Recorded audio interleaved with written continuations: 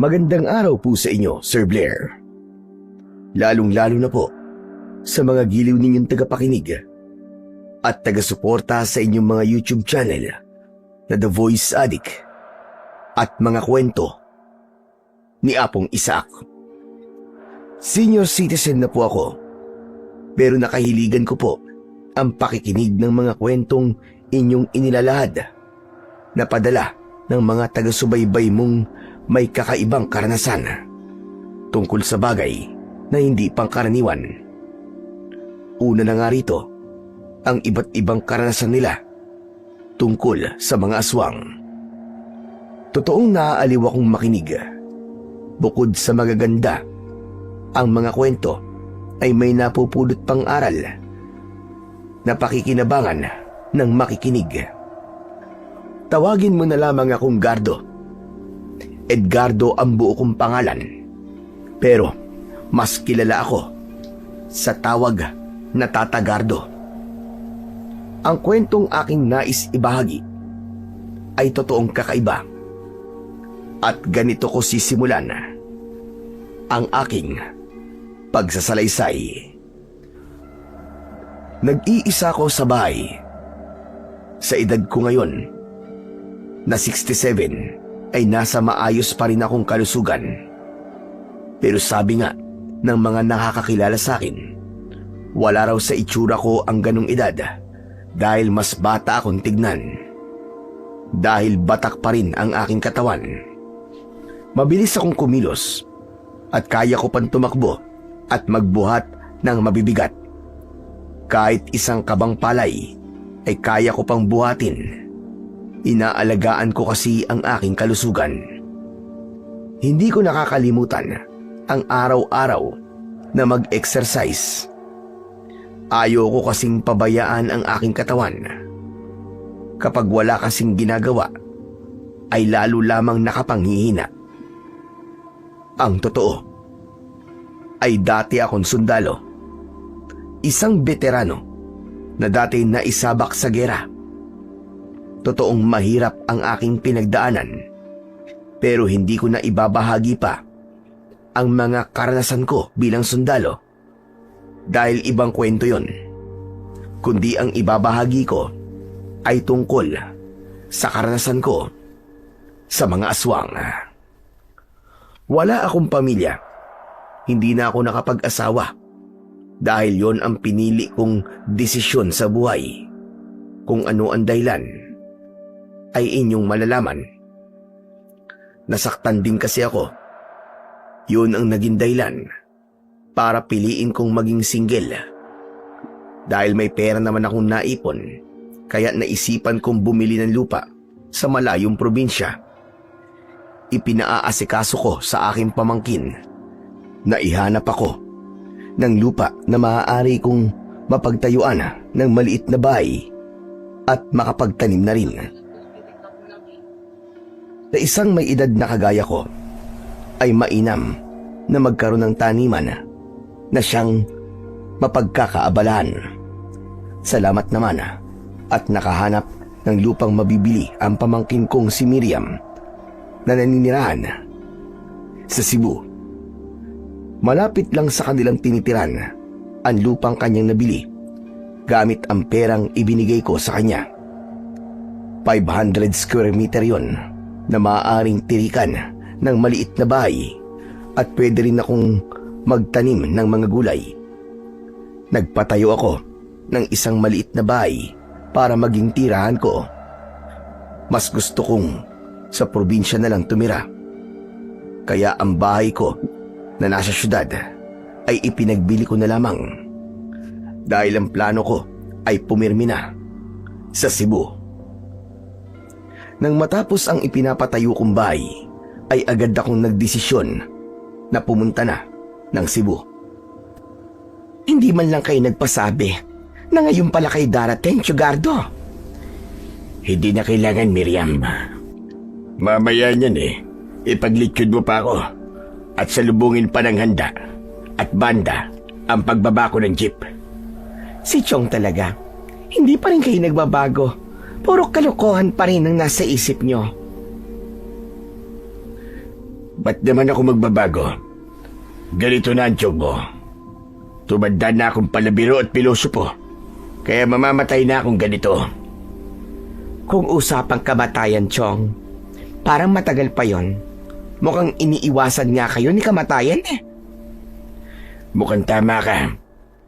Ilang gera nang napagdaanan ko. Maraming sugat na rin ang natamo ko. Tinamaan pa nga ako ng bala. Pero heto, at buhay pa rin ako. Hindi kaya. May sa pusa kayo, Chong. Baka naman siya mambuhay nyo. Hayaan mo, Miriam. Matiyak ko lang na siya mambuhay ko. Bibigyan kita ng isang buhay. Pati ang asawa mo, Senaro. Bibigyan ko rin. Sana nga, Chong, at pagkatotoo yan. Ay siya nga pala, nasan bang asawa mo? Nasaan, Senaro? Hindi ko yata nakikita. May importante pong pinuntahan. Alam niyo naman po na maraming kayang gawin ng asawa ko. Sabi nga Jack of all trades. Kaya kahit anong trabaho, tinatanggap niya. Tama yun. Basta marangal na trabaho, tanggap lang ng tanggap. Ganun na nga po, Chong. Saka alam niyo naman po na may anak kaming pinag-aaral sa Maynila, hindi ba? Engineering po ang kinuwang kurso. At kailangan buwan-buwan ay magpadala kami ng pera. May awan, Diyos. Nag-iisa naman ang anak nyo Kayang-kaya nyong itaguyod yun. Napasarap na ang kwentuhan natin, Chong. Hindi ko pa pala kayo naaalok na kumain. Buti naman at naalala mo. Kumukulo na nga ang tiyan ko sa gutom. Sandali lang po at ipaghahanda ko po kayo na makakain ninyo. Pagkatapos kong makakain ng masarap na kaldereta na luto ng pamangkin ko, ay saglit akong nagpahinga. Saka pa lang niya ako niyaya sa lupang aking nabili. Nakatayo na rin doon ang isang maliit na bahay na sakto lang para sa akin. Maayos at magandang pagkakagawa nito. Sa unang kita ko pa lang ay mukhang biyasa ang gumawa. Nagustuhan niyo po ba itong cute na bahay na ipinagawa ko? Aba, oo naman. Tama yan. Hindi ganun kalaki. Saka, wala naman akong mga gamit na ilalagay dito. Damit nga lamang ang dala ko. Yung mga gamit sa kusina at iba pa na kailangan, dito ko na lamang bibilin. Ayoko kasi na maraming dala papunta rito. Kaya yung ibang mga gamit ko, ibinenta ko na. May pinamigay din ako sa mga kapitbahay ko doon sa Maynila. Talagang simpleng buhay nga lang po ang gusto nyo. Oo, Miriam. Sawa na ako sa komplikadong buhay sa syudad. Pagod na ako sa buhay doon. Ayoko na rin ng ingay ng mga sasakyan. Kaya nga pinili kong pumirmi dito. Saka alam mo naman matanda na ako. Ano pa ba ang hihilingin ko sa buhay? Papunta na ako sa takip-silib ng buhay ko. Yun nga lang, nakakalungkot na nag-iisa kayo. Kung bakit po kasi hindi kayo nag-asawa. Okay lang yun. Wala naman akong pinagsisisihan. Sobra kong na-enjoy ang pagiging binata. Kaya pati ang pag-aasawa, nakalimutan ko na. Pero pwede naman po, Chong. Kung gusto nyo ihahanap ko kayo rito, sabihin nyo lang sa akin. Abay, hindi na, Miriam. Sabi ko nga sa'yo, masaya na ako sa ganitong buhay. Walang iniisip na problema, kundi sarili ko lang. Totoo ang sinabi kong yun sa aking pamangkin. Masaya na ako na nag-iisa sa buhay. Kung sinasabi ng iba na malungkot na tumandang mag-isa, hindi para sa akin. Mas pinili ko yun at nakasanayan ko na rin. Mahirap nga yung may kasama ka, pero hindi kayo masaya dahil sa problema. Kaya walang issue sa akin kung nag-iisa man ako. Sabi nga, kanya-kanya tayo ng kapalaran at kanya-kanya tayo ng pinipiling buhay. Dahil halos wala pang gamit ang bahay na aking ipinatayo, kaya kinabukasan ay nagpunta ako ng bayan para bumili ng aking mga pangunahing kailangan. Bumili ako ng mga gamit sa kusina at mga dilatang pagkain. Mas gusto kong maging payak o simple ang pamumuhay ko sa probinsyang aking piniling tirahan. Nag-aasikaso ko ng mga gamit na aking pinamili nang maramdaman kong may pumasok sa aking kubo. Akala ko'y kung sino na yon. Si Hinaro pala, ang asawa ng pamangkin kong si Miriam. Ricardo! Oh, baka kailangan mo ng tulong ko. Wala akong trabaho ngayon. Salamat na lamang, Hinaro. Pero kaya ko na ito. Sigurado po ba kayo? Abay, oo naman. Saka maayos naman itong kusina.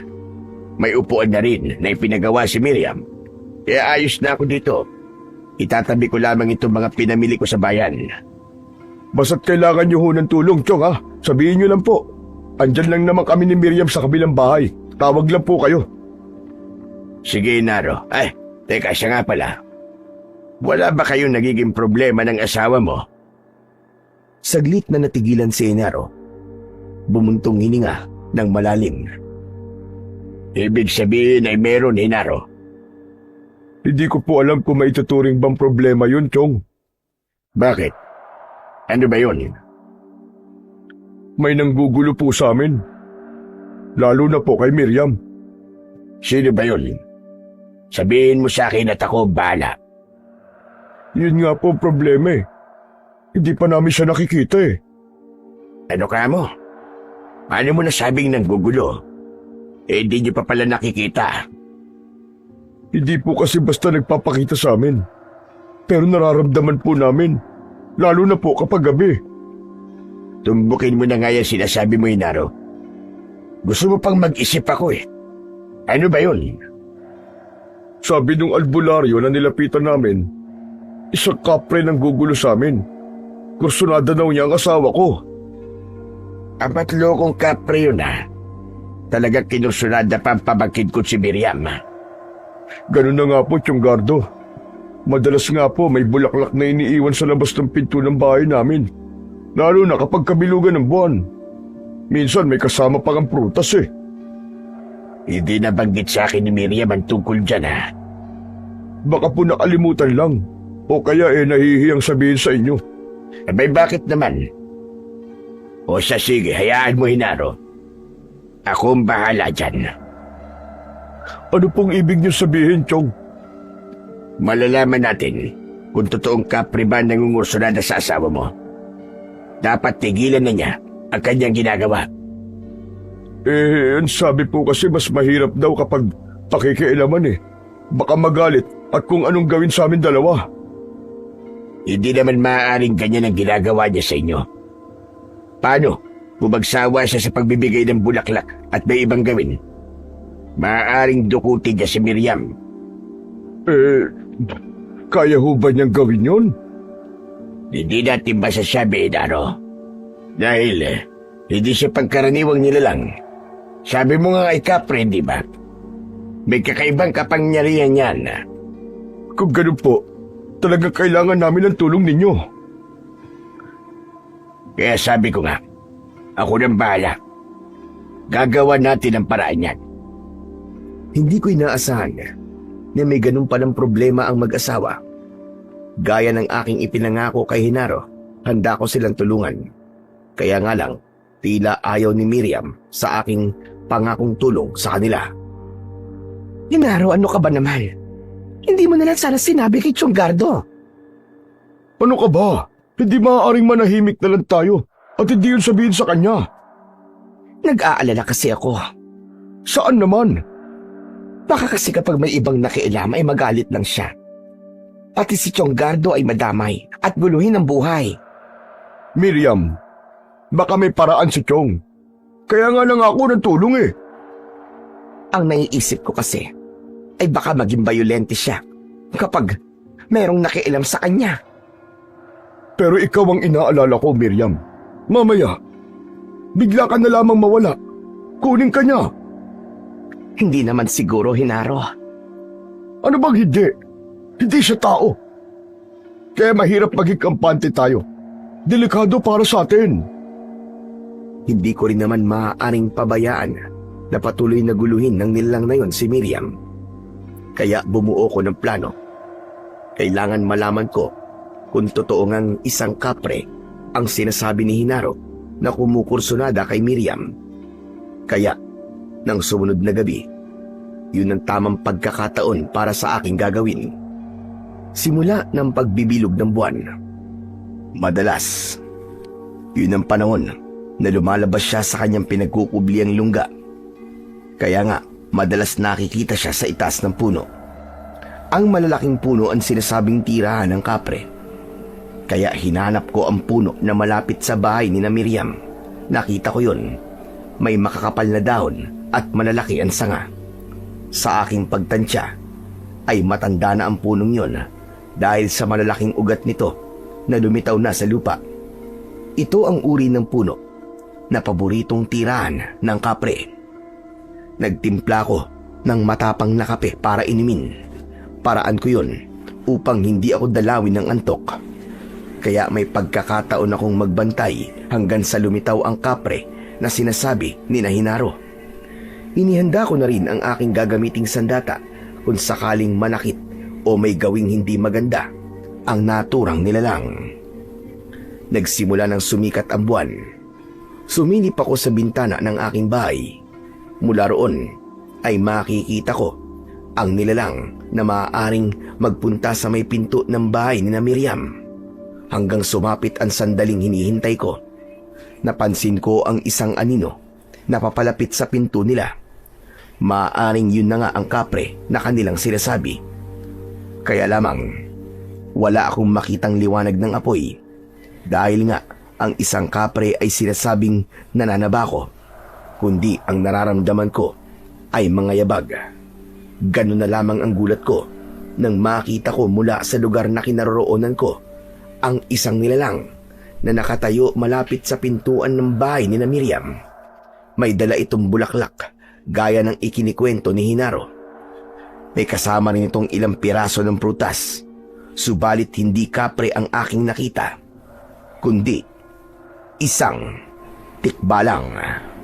Malakas ang pakiramdam ng tikbalang na yon. Alam niya na may ibang nakakakita sa kanya. Kaya pagkatapos niyang ilagay sa harapan ng pintuan ang dalang bulaklak at prutas, ay nagpaikot-ikot siya sa bahay na tila may hinahanap. Samantala, lumabas naman ako ng bahay. Handa akong kumprontahin ang kakatwang nilalang na nakita ko. Alam kong meron din akong pakikinabangan sa kanya. Kaya inihanda ko ang aking latigo. Isang kabayong tao ang anyo ng tikbalang.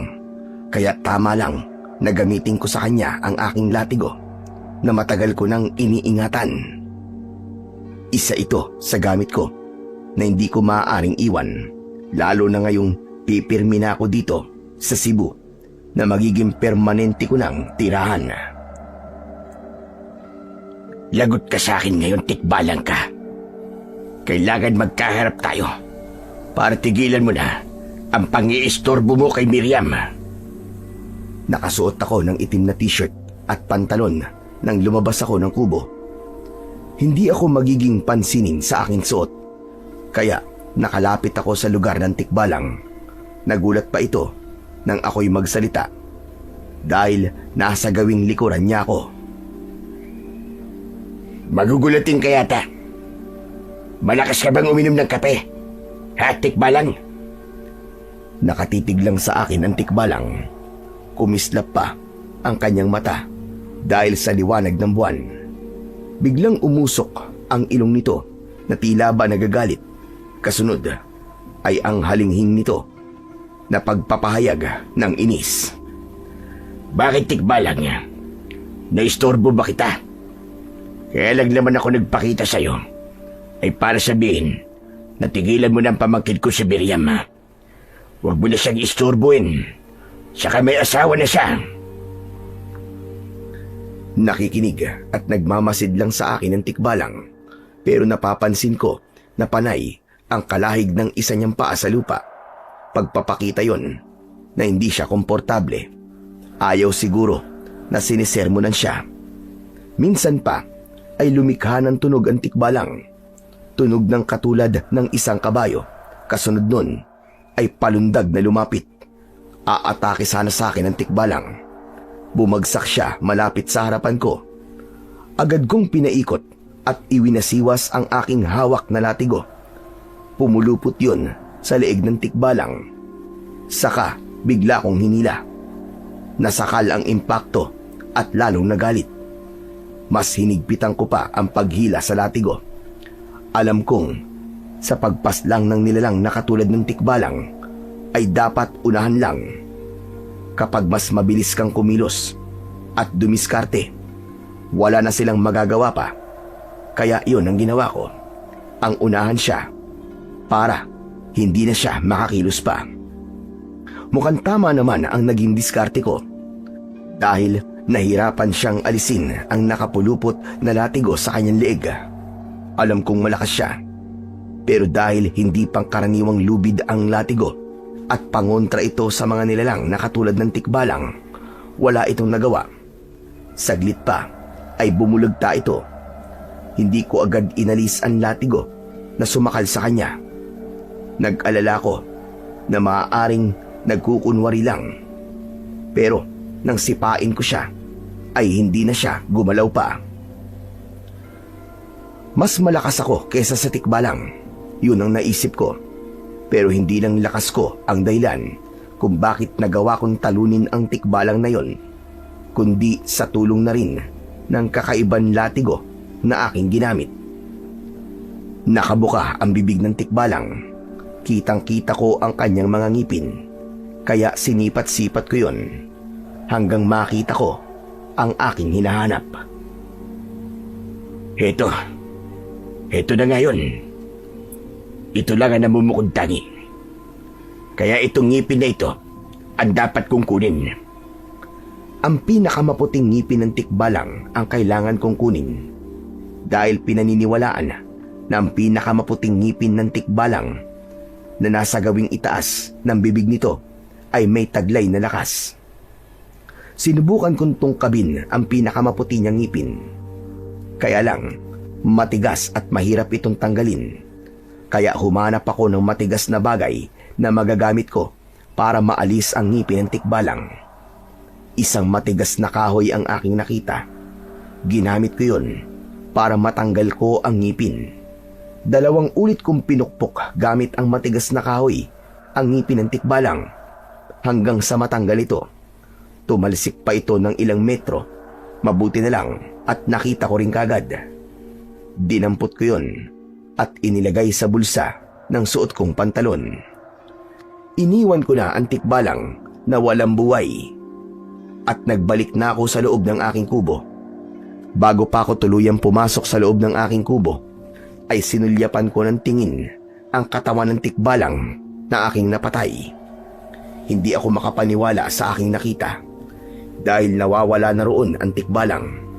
Hindi ko alam kung paanong bigla na lang yun nawala. Pero hindi ko napilit pang inalam. Sadyang puno ng hiwaga ang buhay. Lalo na't hindi pang karaniwang nilalang ang hayop na aking napatay. Kinabukasan ay ipinaalam ko sa mag-asawa ang tungkol sa pagkakapatay ko sa nilalang na kanilang kinatatakutan. Bagay na hindi nila kagad pinaniwalaan. Joke po ba yan, Chonggardo? Jaski kang bata ka. Ba't naman ako magjojoke? Hindi po kasi makapaniwala si Miriam na mapapatay niyo po ng ganong kadali ang kapre. Saka hindi naman kapre ang nilalang na kumukursunada kay Miriam kundi isang tikbalang. Ano ho? Tikbalang? Oh, tikbalang. At alam kong mas mapanganib ang tikbalang. Pero kung talagang napatay niyo sa Chonggardo, matatahimik na kami. Kaya lang bakit kaninang paggising namin, wala kaming nakitang anuman. Yun din ngang ipinagtataka ko, Hinaro Paanong bigla na lamang naglaho ang tikbalang na yun? Wala man lang naiwang marka para patunayan ko sana sa inyo na napatay ko ng tikbalang. Malalaman din po natin yan, Chong. Mabuti pa po, dito na kayo mag-almusal sa bahay. Naghanda po ako ng sinangag at daing na bangus. Paborito niyo po yun, alam ko. Kapag ganyan ang ipang-iimbita mo sa akin, aba, hindi talaga ako makakatanggi. Naghanda na nga ng mesa si Miriam. Dahil sa kanyang sinabing pagkain ay bigla kong nakaramdam ng gutom.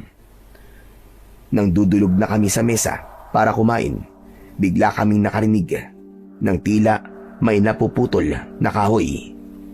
Ano yun? Parang may nabaling sanga ng puno ah.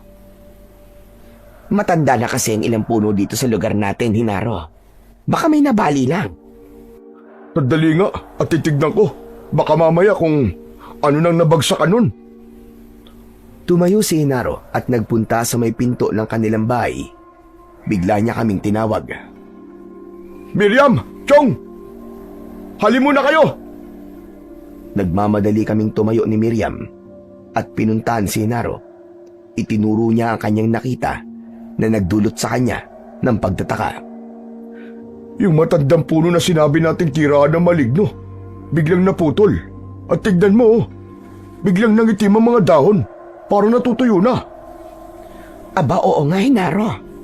Kahapon lang maayos pa naman yan at makapal ang dahon. Pero ngayon, parang nagbabagsakan ng mga dahon. Paano nangyari yun? Sabi ko nga sa inyo, wala na ang nilalang na pinaniniwalaan yung nakatira dyan. Yung tikbalang na napatay ko, na akala nyo ay isang kapre. Kung biglang naggaganyan ng puno, Chong, totoo nga po ang sinabi nyo. Tama ka, Miriam. Dahil hindi basta mamamatay yung puno kung walang kakaibang nangyari. Ang punong tira ng tikbalang ay maaaring karugtong na rin ng kanyang buhay. Kaya nang mapatay ko ang tikbalang, unti-unti na rin mamamatay ang puno. Kung ganun, tapos na ang problema namin. Wala namang gugulo pa dahil naglaho na ang kumukursunada sa'yo, Miriam. Magiging palagay na rin ang loob ko, Chong. Kaya salamat po. Maraming salamat po sa ginawa niyong pagtulong sa akin. Sabi ko naman sa inyo akong bahala. Gagawan ko na solusyon ang problema nyo. Ngayon nagawan ko ng paraan, kaya magiging payapa na uli ang buhay ninyo. Mabuti pa't bumalik na tayo sa mesa. Baka lumamig na ang pagkain. Bumalik kami sa mesa upang ipagpatuloy ang naudlot naming pagkain. Patapos na ang pagkain namin nang makarinig naman kami ng sigawan mula sa labas ng bahay. Ano yun? Parang nagkakaingay Parang nagtatakbuhan. Mukhang may iba pang problema dito sa baryo nyo. Hindi ko nga alam kung bakit tila nagkakasunod-sunod na yata ang problema dito sa baryo. Tumayo ako at iniwan ang pagkain. Total, halos tapos na rin ako. Lumabas ako para malaman ang nangyayari kung bakit nagkakaingay ang mga tao. Agad na nahagip ng aking mga mata ang dalawang lalaki na duguan. May mga kalmot sa muka at may kagat sa leeg. Lumapit ako at nakiusyoso. Hindi ko mapigilang magtanong sa matandang babae. Mawalang galang na. Ano ba nangyari sa kanya? Hindi na nga nagawa pang sumagot ng matabang babaeng tinanong ko, kundi ang agad na sumagot ay ang isa sa dalawang lalaki na may sugat sa muka at duguan ang katawan. May umatake sa aming dalawa. Nang papunta kami sa gubat.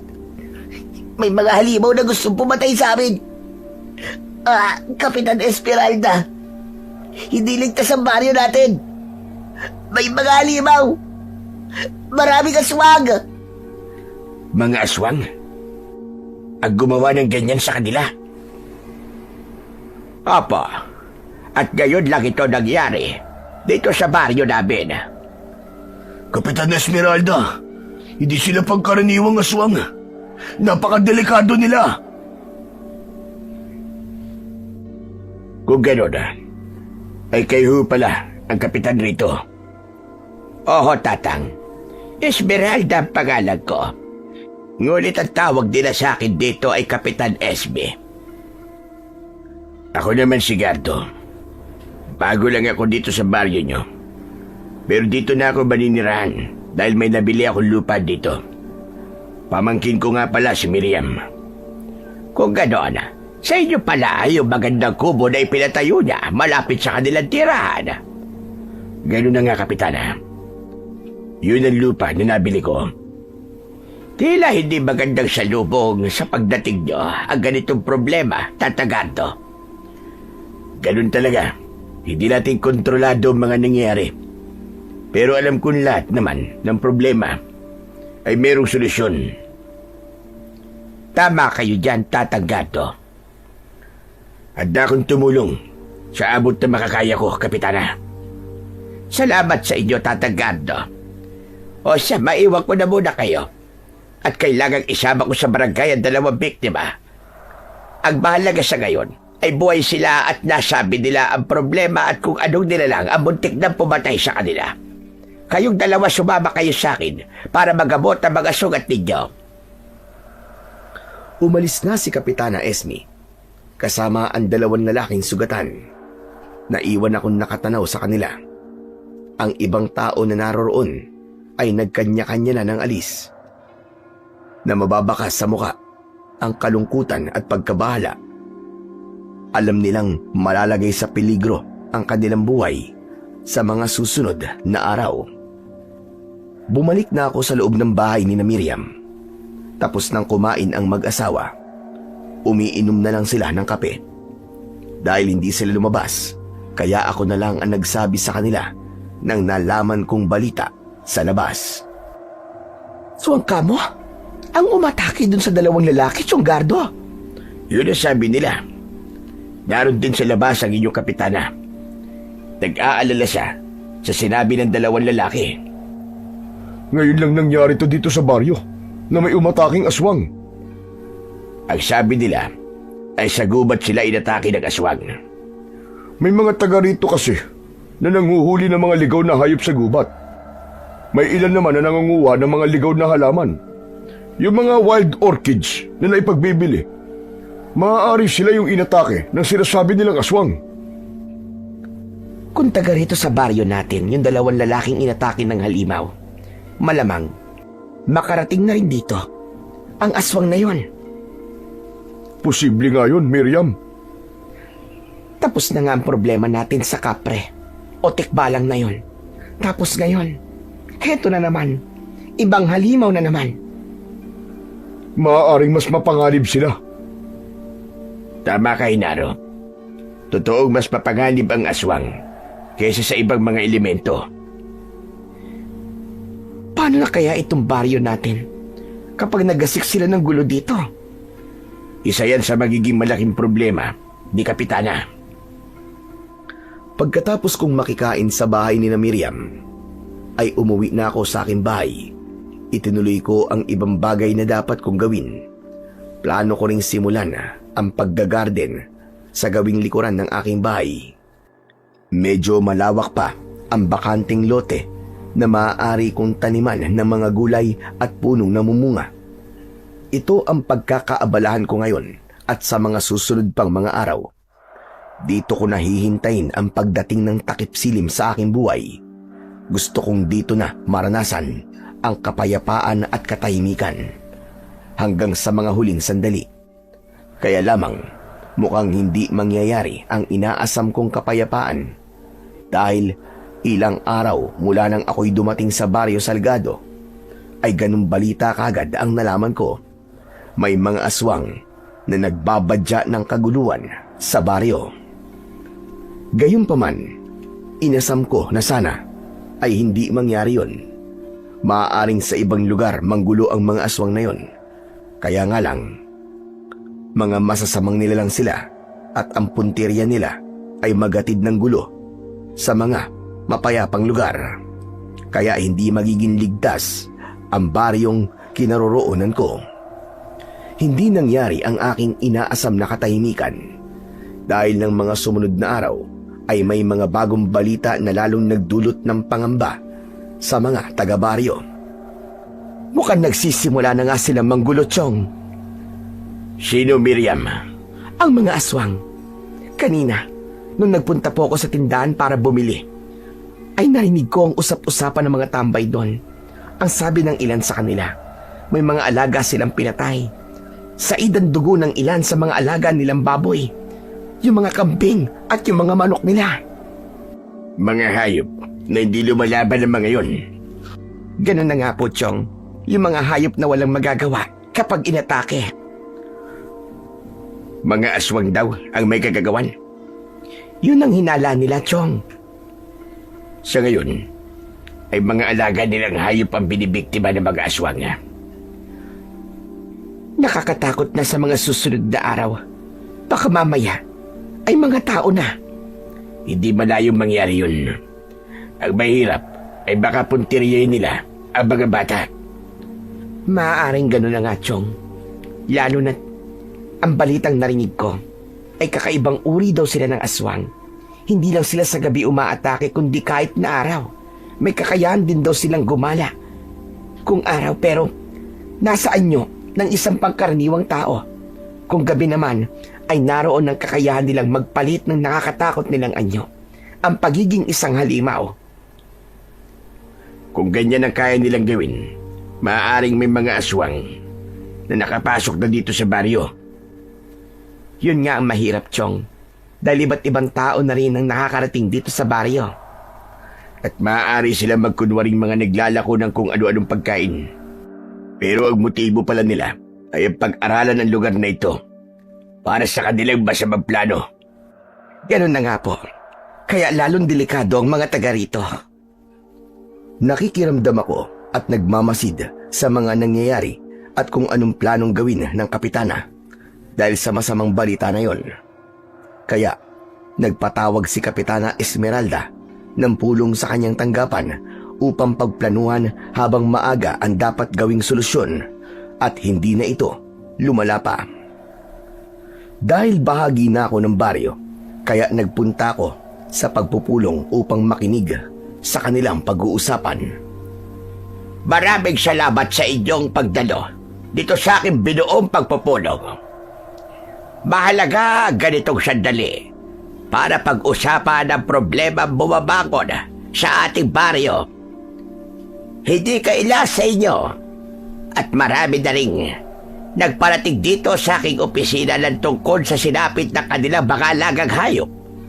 Natagpo ang patay at halos ubusin ang kanilang mga dugo. Pinaniniwalaan ng iba na aswang daw ang may kagagawan doon. Bagamat walang nakakita at magpapatunay na mga halimaw na aswang nga ang gumawa ng pagpatay sa mga hayop. Kahit walang nakakita, pero ang paraan ng pagpatay, natitiyak naming aswang ang gumawa nun. Isang matandang lalaki ang tumayo at nagsalita. Sinang-ayun na naman ito ng karamihan. Naniniwala sila na aswang ang naghahasik ng takot at lagim sa baryo. Sige, sabihin na nating mga aswaga. Hindi pagkaraniwang dilalaga mga yon. Kaya dapat tayo magtulong-tulong para protektahan ang isa't isa. Kailangan rin natin gumawa ng paraan para mapatay ang aswang na yon. Payag ba kayong lahat? Bagamat may pangamba ang mga taong naroon sa pulong kung paano nila haharapin ang aswang na lumapa sa kanilang mga alaga, ay kailangan nilang makipagkaisa. Pero hindi tayo dapat magpadalos-dalos sa ating gagawin. Kailangan pag-isipan ang magiging kilos natin.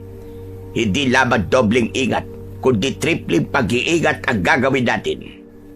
Kailangan pagsapit ng gabi ay tiyakin na nakasarado na mga bintana at huwag nang hayaang maglaro sa labas ang inyong mga anak. Nagpatuloy sa kanyang pagpapaalala si Kapitana Esmeralda. Tumayo si Hinaro upang magtanong kay Kapitana. Kaya lang po, Kapitana, may bali-balita na kahit araw daw po ay posibleng gumagala ang aswang sa anyo na katulad dating tao. Dahil tao rin ang aswang na yon kapag araw. Ang kailangan natin ay maging mapagmatsyag at maging malakas ang pakiramdam. Lalo na kapag may dayong nakita kayo rito. Alamin agad kung sino ang hanap nila. Kapag walang sinabing kamag-anak na taga rito, ay agad din niyong ipaalam sa akin. Dahil kaduda-duda ang ganun tao. Bakit sila gumagala sa baryo natin kung wala naman silang kamag-anak na sadya? Tama po kayo, Kapitana. Kaya kailangan natin ay pagtutulungan para hindi tayo tuluyang mapasok ng mga aswang. Kaya maghanda rin kayo ng mga sandata o kahit na ano pang armas na maaaring gamitin laban sa kanila. Huwag maging kampante, kundi maging alerto sa lahat ng oras. Maayos ang naging pag-uusap sa barangay. Dahil bago lang ako sa lugar, ay ayoko ring makialam sa kung anong plano nila. Ayoko ring magmukhang nagpapabida at mayabang. Hindi ko pa ganong kabisado ang ugali ng mga taga-baryo. Kaya lamang, sa kabila ng mga ginawa nilang paghahanda, ay may napapabalita pa ring nabibiktima ang aswang. May mga alagang hayop pa ring natatagpuang pinatay. Subalit nasaan nga kaya ang mga sinasabi nilang aswang at saan namumugad ang mga ito? Kaya naglaro sa isipan ko kung nasaan at ano ang ginagawa ng mga ito. Hindi maaari na ganito na lang kami dito sa gubat. Nangihina na ang aking mga kasamahan dahil hindi sapat ang lamang loob ng mga hayop at dugo nila para mapunan ang aming gutom. Kailangan gumawa ako ng paraan. Paumanhin sa abala, Pinunong Barbaro. Anong kailangan mo? May mga kasama tayo nagkakasakit. Ang iba ay patuloy sa panghihina. Bakit? Hindi ba sila kumakain? Binigyan ko naman ng sariwan laman ng hayop. Pero tinatagyan nila Hindi raw makakatulog yon para mapunan ng gutom at lumakas sila. Ano bang gusto nila? Sariwang laman daw ho ng tao at dugo. Pinunong Barbaro, yun ang kailangan natin para magkaroon tayo ng lakas. Yun ang sikreto ng lakas nating mga aswang. Kaya paano tayo kung patuloy na magtitiis sa mga hayop na nabibiktima natin? Naiintindihan ko kayo. Kaya lamang, pagbabago ang nais nyo, hindi ba? Baka hindi tayo umabot sa sinasabi niyang pagbabago kung isa-isa na tayo mamamatay. Konting tiis pa. Malalagpasan din natin ang lahat ng ito. Gusto kong patunayan na kaya ring magbago ng mga katulad dating aswang. Akin nang nababalitaan dati pa na may iba't ibang uri ng aswang. May aswang na walang awa at ang nais lamang ay pumatay at maghasik ng kasamaan. Subalit may aswang din naman na napapagod na rin sa paggawa ng kasamaan at nais magbago. Samantala, naging maigpit ang ginawang pagbabantay ng mga taga-baryo hanggang sa may nakita silang dayo na sa palagay nila ay isang aswang. Kaya sa galit ng ibang kalalakihan ay pinatay nila ang mga nakitang dayo. Pagkatapos patayin ay sinunog nila para tiyakin ang kanilang kamatayan. Kaya lamang kwinestyon yun ni Kapitana. Nagdesisyon kayo na hindi mo na ipinapaalam sa akin? Bakit hindi niyo muna sinabi ang tungkol sa mga dayo na pinatay ninyo? Dapat ikinulong o iginapos niyo muna para nakausap ko. Ang paliwanag ng lalaking kausap ni Kapitana ay natakot sila na baka biglang magbago ng kanilang anyo ang mga yon at atakihin sila. Paano kung nagkamali pala kayo? Paano kung magreklamo ang pamilya ng mga yan? Hindi lang kayo mananagot at mapapahamak kundi maging ako rin. Hindi kayo nag-iisip. Samantala, ang pangyayaring yun ay hindi naging lingid sa kaalaman ng pinuno ng aswang na nagkukuta sa gubat. Hindi maaari ito. Nagpipilit tayong ayusin ang buhay natin. Pero ganito pa ang igaganti nila. Ang patayin ang kasama natin ng walang kalaban-laban. Hindi ito maaari. Malupit sila. Malupit ang mga taong yun. Hindi ako makapapayag na iisa-isahin nila tayo na hindi lumalaban. Hindi matanggap ng pinunong aswang ang naging kaapian at nangyari sa kanilang mga kasamahang hinihikayat sana niya para sa pagbabago. Kung traidora na gusto nila, ipapalasap natin sa kanila yun. Mula sa araw na ito, hindi na tayo magtitiis.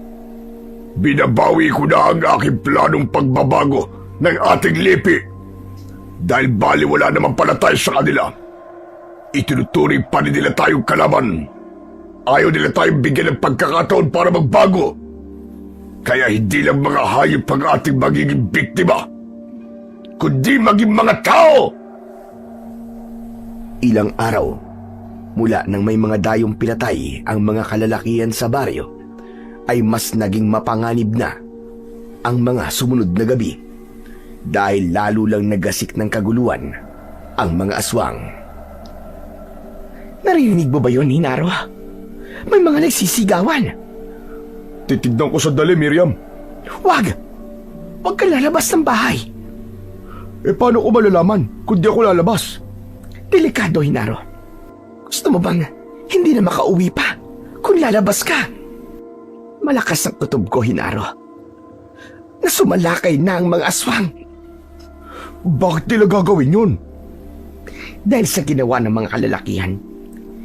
Di ba'y kinagalit pa ngayon ni Kapitana? Nagpadalos-dalos sila.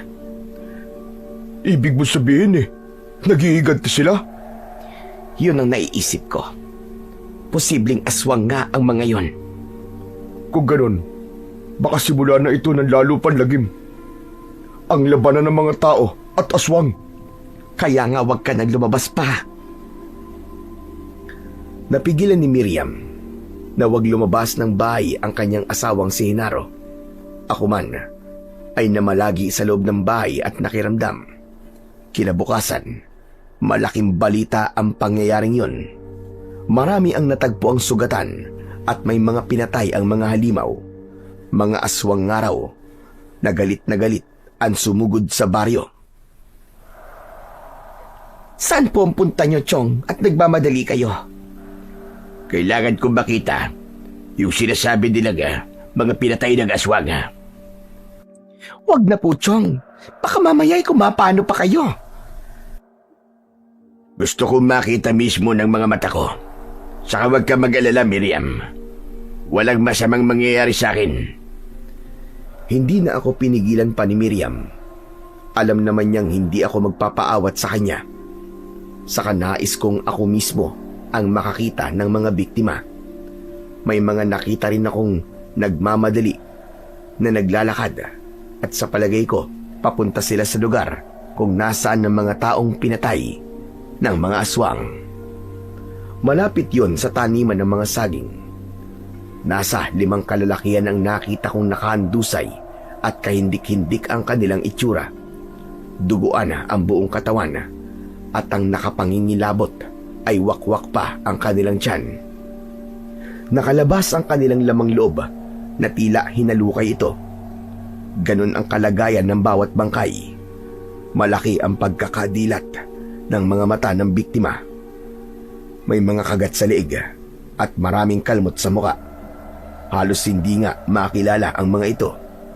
Subalit, kapag kamag-anak ang titingin, ay tiyak makikilala nila kagad ang kanilang mahal sa buhay kahit sa ganong kalagayan. Habang nakapaikot ang mga tao, ay may mga kamag-anak ng biktima ang dumating. Sa unang tingin pa lang nila, ay nakilala kagad nila ang mga ito kahit hindi na nila tignang mabuti ang itsura. Ginawa nilang basehan ay ang suot na damit at pantalon. Makadurog ng puso at talagang tatayo ang balahibo ng sinumang makakarinig sa inagpis at palahaw ng mga kaanak ng biktima. Bilang isang sundalo, ay sanay na akong makakita ng bangkay ng mga tao, mga biktima ng giyera na puno ng sugat at duguan. May mga wasak pa nga ang katawan dahil sa tama ng mga pampasabog. Pero nang makita ko ang kalagayan ng mga biktima ng aswang, ay hindi pa rin maalis sa akin ang hindi maapektuhan. Para sa akin, mahirap makasanayan na makita ang kaawa-awang kalagayan ng isang tao, lalo na kung pinatay ito ng halimaw nang walang kalaban-laban. Naroon si Kapitana Esmeralda ng mga sandaling yon. Mababakas sa kanyang muka ang labis na kalungkutan. Bilang ina ng barangay ay masakit sa kanya na makita ang kalunos-lunos na kalagayan ng mga nasasakupan niya. Katunayan, hindi lang pala sa lugar na yon na malapit sa sagingan na may natagpo ang bangkay, kundi sa iba pang lugar sa baryo. Meron ding natagpo ang malapit sa ilog. Kung gaano karumal-dumal ang ginawang pagpatay sa ibang biktima, ay ganun din sa iba. Mababakas ang matinding galit ng mga aswang na pumatay sa kanila. Hindi maaari. Sobra na ang nangyayaring ito. Iniisa-isa na tayo ng mga halimaw. Sino pa ang isusunod nila? Matindi ang galit nila, Kapitana. Yun ang nakikita ko dahil sa paraan ng kanilang pagpatay. Nagsimula lang sila sa pambibiktima ng mga hayop. Ngayon ay tao na kanilang pinapatay. Hindi lang nila basta pinapatay kundi ginagawa na nilang pagkain. Pati lamang loob kinukuha nila. Kaya hindi tayo dapat magpakampante, Kapitana. Tama kayo, Tatagando. Kailangan kumilos na tayo. Hindi lang basta pagroronda ang kailangan gawin ng mga taga rito sa baryo. Ang kapulisan sa bayang ito, maaari siguro kayong humingi ng tulong. Susubukan ko, Tatagando. Kaya labag, merong problema.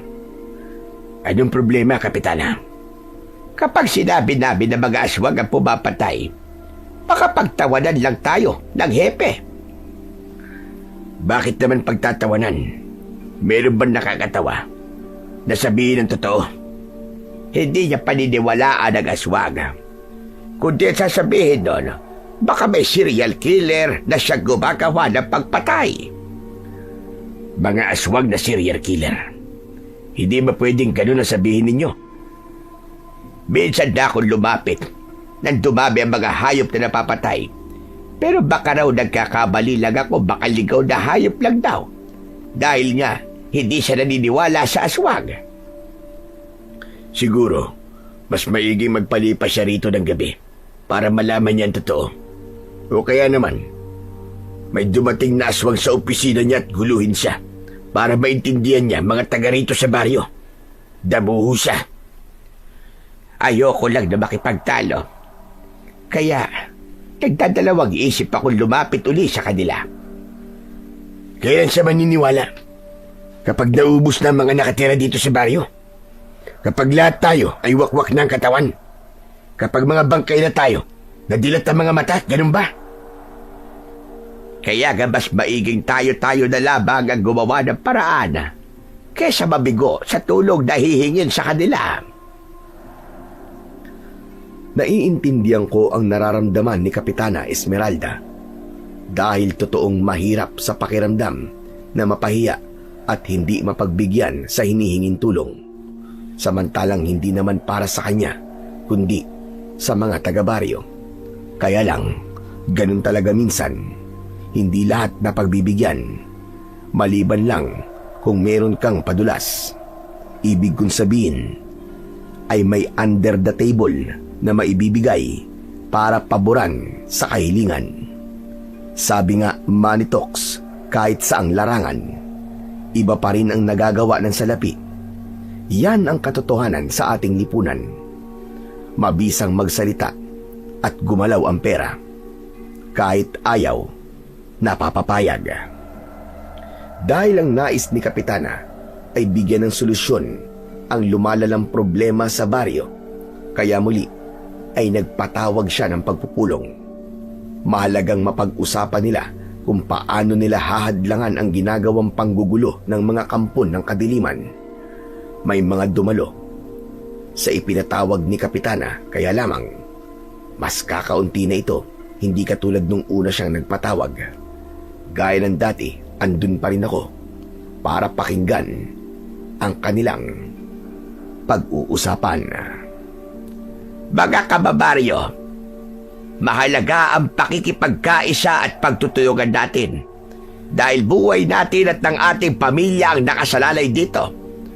Kaya kailangan ko ang inyong tulong at suwestyon. May mga inilatag na suwestyon ang mga kalalakihan na naroroon. Gaya ng dati na nilang ginagawa, yun ay ang patuloy na pagpapaigting ng ginagawang pagroronda sa gabi. Dahil sa gabi sumasalakay ang mga aswang. Meron ding nagsabi na kailangan ding sa araw ay may magbabantay dahil ang mga aswang ay tao ring katulad nila na pwedeng mambiktima kahit araw. May suwestyon na tinatanggap ni Kapitana, kaya lamang kapos sa mga taong magmamalasakit para sa pagbabantay. Dahil ang iba ay mas gusto pang magtago na lamang sa kani-kanilang bahay kesa sa ipagsapalaran ang kanilang mga buhay. Ang mga kalalakihan na handang tumulong ay may taglay na katapangan at handang magbuwis ng buhay. Kaya lamang iilan lang sila. Hindi naman mapilit ni Kapitana ang iba. May ibang pamilya na mas gustong umalis na lang sa baryo kesa ipagsapalaran pa ang kaligtasan ng kanyang pamilya. Yun ang ginawa ng ibang pamilya na merong mapupuntahan at may kakayahang magpunta sa ibang lugar. Subalit ang mga mahihirap at walang kakayahan, lalo na sa pinansyal, ay piniling pumirmi na lamang at makipagsapalaran sa kahahantungan ng kanilang buhay. Iilan lamang ang nagboluntaryo para magronda, kaya kasama sila ng mga tanod na umiikot sa baryo. Ba't nagbihis ka, Hinaro? Saan ka pupunta? Sasama ako sa pagroronda. Ano ka mo? Sigurado ka? Oo naman. Gusto mo bang mamatay at magpakamatay, Hinaro? Hindi porket magroronda ako ay mamamatay na ako, Miriam. Alam mo naman, di ba, na yung umaatake dito sa baryo, mga aswang yun. Miriam, may mga dala naman kaming mga armas laban sa aswang. May mga pinagawang sibat si Kapitana. May kanya-kanya kaming dalang matatalas at mahabang bulok na yung talim ay pinahiram pa ng langis na pinagbabaran ng bawang. Kaya tiyak, tepok ang aswang na tatamaan nun. Kahit na ba, nakakatiyak ka ba na ganun kadaling talunin ng mga halimaw na yon? Hindi naman ako nag-iisa eh. Grupo kami. Kaya po protektahan namin ang isa't isa, tulong-tulong kami. Hindi, Hinaro. Mas maiging tumahimik ka na lang dito sa bahay para walang mangyaring masama sa'yo. Hindi ako katulad ng ibang taga rito sa atin na mga duwag. Gusto lang nilang mabuhay pa, Hinaro, kesa ang magpakabayani pero patay naman. Gusto kong makatulong sa problema ng baryo natin. Ayoko na wala akong ginagawa. Pero Hinaro, huwag ka na matigas ang ulo. Nakapagdesisyon na ako, Miriam. Hindi mo ako mapipigilan. Walang nagawa si Miriam para pigilan ang asawa. Buo ang loob nito na sumama sa ronda para protektahan ang mga naninirahan sa baryo. Walang kaukulang bayad ang gagawin niyang pagsasakripisyo. Maaaring mapahamak siya, pero may mga ganong tao. Hindi importante sa kanila ang material na bagay na mapapakinabangan, kundi ang mahalagay makatulong sa kapwa. Kaya umiiyak na nagpunta sa aking bahay si Miriam. Sinabi niya sa akin ang ginawa ng asawang si Hinaro. Pwisit na Hinarong iyon. Saksakan ng tigas ng ulo. Lalaki ang asawa mo, Miriam. Gusto lang niyang ipakita na hindi siya duwag. Hindi nga siya duwag. Pero ano naman ang mapapala niya sa pinapakita niyang katapangan? Eh kung mapuruhan siya ng aswang, eh di maaga ako mabubiyuda. Bakit naman kasi ganyan ang iniisip mo? Aswang po ang sasagupain nila, Chong. Kahit na ba hayaan mo lang ang asawa mo. Hindi nyo kasi naiintindihan ang nararamdaman ko, Tsugardo. Iba ang kumpiyansang binibigay sa tao ng desisyon ni Hinaro. Ayaw mo ba nun? Matapang asawa mo. Ibig sabihin, kaya kanyang ipagtanggol. Sa kayo ginagawa niya, ay para din sa iyo yun. Basta, para sa akin ay pagpapakamatay ang ginagawa niya. Walang maidudulot yung pag-aalala mo. Ang maigi pa, Miriam, umuwi ka na. Magdasal ka. Ipagdasal mo ang kaligtasan ni Hinaro at ng mga kasama niyang magroronda. Alam ko kung saan nanggagaling ang pag-aalala ng pamangkin kong si Miriam. Kaya lang, bilang lalaki at isa pa dating sundalo, ay naiintindihan ko ang damdamin ni Hinaro. Ayaw din niya na wala siyang ginagawa kung ang pag-uusapan ay para sa kapakanan ng Baryo Salgado. Samantala ng gabing yon, abala na sa pagroronda ang grupo ni Hinaro kasama ang mga barangay tanod. Dumating ang kanilang inaasahang bisita sa baryo na may dalang lagim. Umatake ang aswang. Gamit ang kani-kanilang mga sandata ay nakipaglaban sila sa mga ito. Mga tanod man ang kasama ni Hinaro sa pakikipaglaban sa mga aswang, ay hindi rin sila biyasa sa ganung uri ng engkwentro. Kaya nasugatan ang mga ito. Bagamat meron silang napatay na aswang, pero hindi pa rin sapat yun para sabihing nagtagumpay sila. Nang makita ng grupo ni Hinaro na umurong ang mga aswang na kanilang nakasagupa, ay naging kampante sila. Inakala nila na tapos na ang ginawang pag-atake ng mga ito. Subalit nagkakamali sila dahil mula sa madilim pambahagi ng baryo ay muling lumusob ang grupo ng mga aswang. Hindi noon nakahanda si Hinaro at ang mga kasamahang tanod, kaya napatay ang ilan sa kanila at ang iba'y nasugatan. Dahil yon sa matatalas na ngipin ng aswang at matutulis na kuko na ginamit para atakihin sila. Maigi na lamang at mag-uumaga na noon. Sa unang pagtilaok ng manok, agad na umurong ang mga ito dahil hindi sila dapat abutan ng unang pagputok ng araw.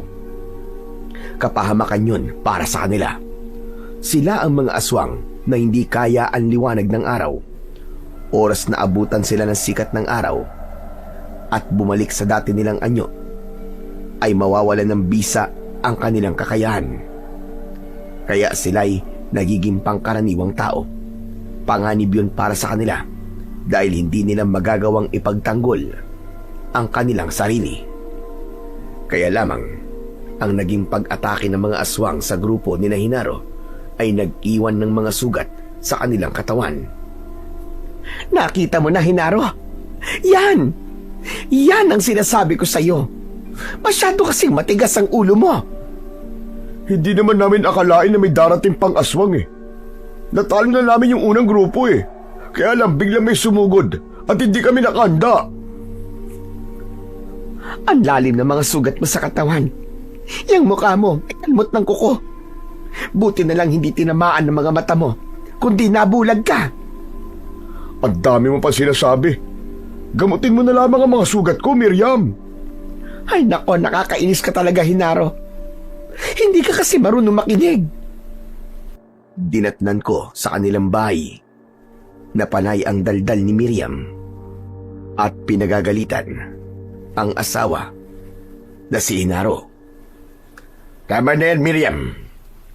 Sa halip na dakdakan mo si Hinaro, ay gamutin mo na lang ang mga sugat niya. Kaya nga, ang dami niyang sugat, Chong. Tingnan niyo ang nangyari sa kanya. Ang importante, buhay pa naman ako, Miriam. Tama ang asawa mo, Miriam. Kinakampihan niyo pa ang kalokohan ng Hinarong ito. Hindi ko siya kinakampihan. Kundi naiintindihan ko lang ang kanyang ginagawa. Nagpapakamatay sa walang kwentang bagay, ganun ba? Ano bang walang kwentang bagay, Miriam? Para sa katahimikan ng baryo natin ang ginawa namin. Tama na yan. Huwag na kayo magtalo. Saka pala, may dala akong halamang gamot dito, Miriam. Dikdikin mo ito at ipatakbo ang katas sa kanyang mga kalmot at sugat. Tapos yung magiging sapal ay itapal mo sa malaking sugat niya at talian mo. Mabisa ho ba ang dahong ito? Oo naman. Dahil ang mga dahong yan ang ginagamit namin nung nasa serbisyo pa ako kapag may mga sugat kami dahil sa engkwentro. Kung minsan pa nga kami na ang kumukuha ng tingga sa katawan ng mga kasamahan namin na tinamaan ng bala. Tapos, yung dahon na yan ang ginagamit namin pantapal. Abay, gumagaling naman kagad ang sugat. Oh, narinig mo, Chong Gardo ha? Kaya sundin mo na lang ang utos niya para gumaling na ang sugat ko. Oo na, gagawin ko na. Pero hindi pa ako tapos sa'yo. Tandaan mo yan. Nagpunta na sa kusina si Miriam para hugasan ang mga dahon at dikdikin yun. Pagpasensyaan mo na lamang ang pamangkin ko, Hinaro. Wala ho yun, Chong. Naiintindihan ko naman po ang asawa ko. Pero ang totoo, ay hanga talaga ako sa katapangan mo. Kaya lang po, Chong. Nag-aalala na po kami. Saan naman? Dahil po sa nangyari sa amin, baka lalo lang kumunti ang magboboluntaryo para magronda. Dahil matatakot ng iba. Muntik na kasi kaming mapatay. Kundi lang nagsimula na sumikat ang araw, baka hindi na kami nakauwi ng buhay, Chong. Paano yan? Kung mababawasan pa kayo?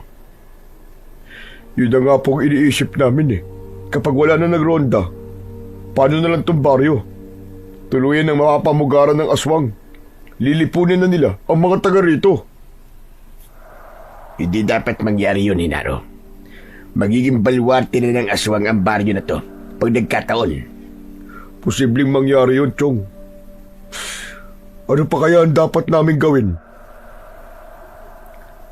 Bagamat bago lang ako sa baryong yun, ayoko ring tuluyang pamugaran yun ng mga kampon ng dilim. Kaya dapat na siguro kong makialam.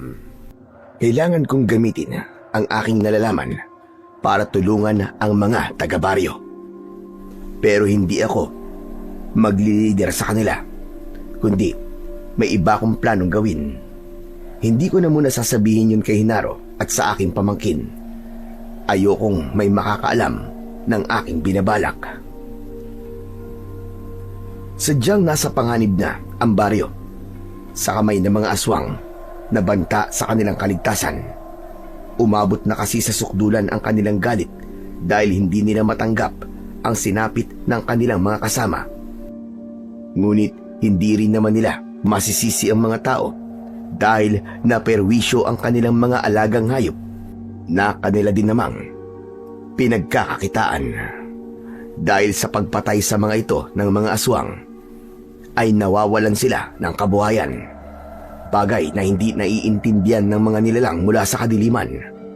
Ngayon nga, ay mas naging panganib pa sila sa mga taga-baryo. Hindi tayo titigil, mga kasama. Tuluyan na tayong ginalit ng mga tao. Kaya tama lang na maghiganti tayo at guluhin sila. Yun ang nararapat sa kanila. Lipunin natin silang lahat. Malakas na sumagot at sumang-ayon ang mga aswang na kapanalig ni Barbaro na siyang pinuno ng mga ito. Hindi natin patatahimikin ang mga nilalang na naninirahan sa baryo. Sila ang unang nagdeklara ng gera sa pagitan ng mga aswang at mga tao dahil sa ginawa nilang pagpatay sa ating mga kasama. Kaya dapat lamang natin silang iganti. Kaya papatayin din natin sila gamit ang ating mga kamay. Nagbubulungan ang mga aswang nakaharap ni Barbaro. Sa mga sinabi ng kanilang pinuno ay lalo lamang pinag-alab ang galit na nasa dibdib ng mga nilalang ng dilim. Samantala, sa pag-uwi ko sa aking kubo, ay inihanda ko na ang ilang gamit.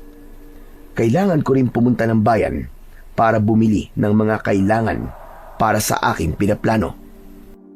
Hindi ba'y kakapunta niyo lamang sa bayan itong nakaraang araw, Tsugardo? May mga nakalimutan kasi akong bilhin. Kaya kailangan kong bumalik doon. Ganun ho ba? Abay, sige ho. Baka maya-maya lang dumaan na po yung tricycle ni Mang Igme. Baka may kailangan ka, isasabay ko ng bilhin. Wala naman po, Chong. Saka baka magpunta rin po ako sa bayan sa mga susunod pong araw. Kumusta nga pala si Inaro? Masakit pa ba mga sugat? Kahit naman po papano ay nabawasan na po yung kirot at nagsisimula na pong matuyo. Maigi naman. Sabi ko naman kasi sa iyo mahusay yung katas ng halamang gamot na ibinigay ko sa iyo. Nakakainis nga po, Chong. Hindi pa ganong magaling ang mga sugat pero gusto na namang sumama sa pagroronda. Aba, sabihin mo wag muna. Dahil may mga sugat pa siya, kailangan niya muna magpagaling. Chong, kahit po gumaling na ang mga sugat niya, ay hindi ko na po siya papayagan sumama pa sa pagroronda. Aba, mamaya magtalo na naman kayo niyan.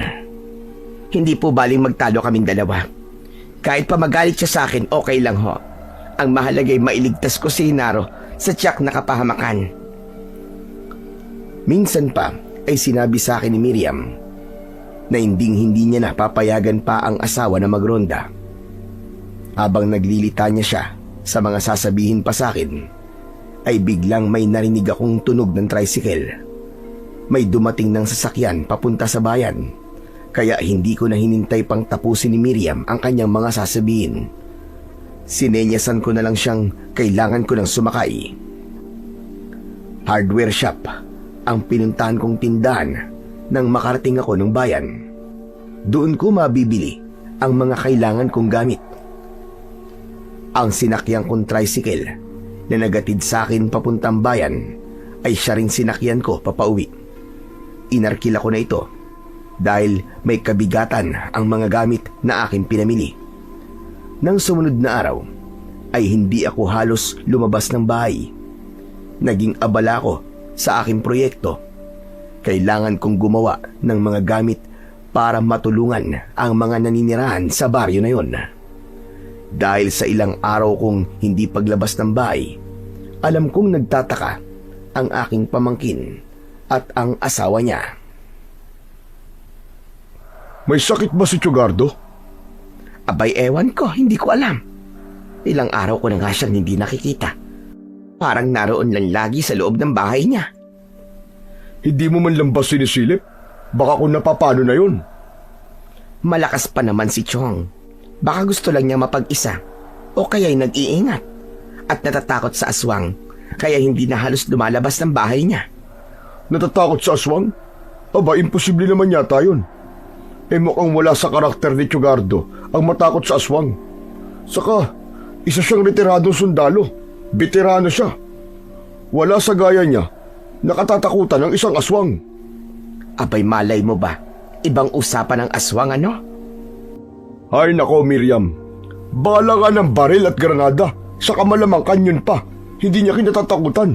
Tapos aswang lang, katatakutan niya. Aba, parang imposible naman yata.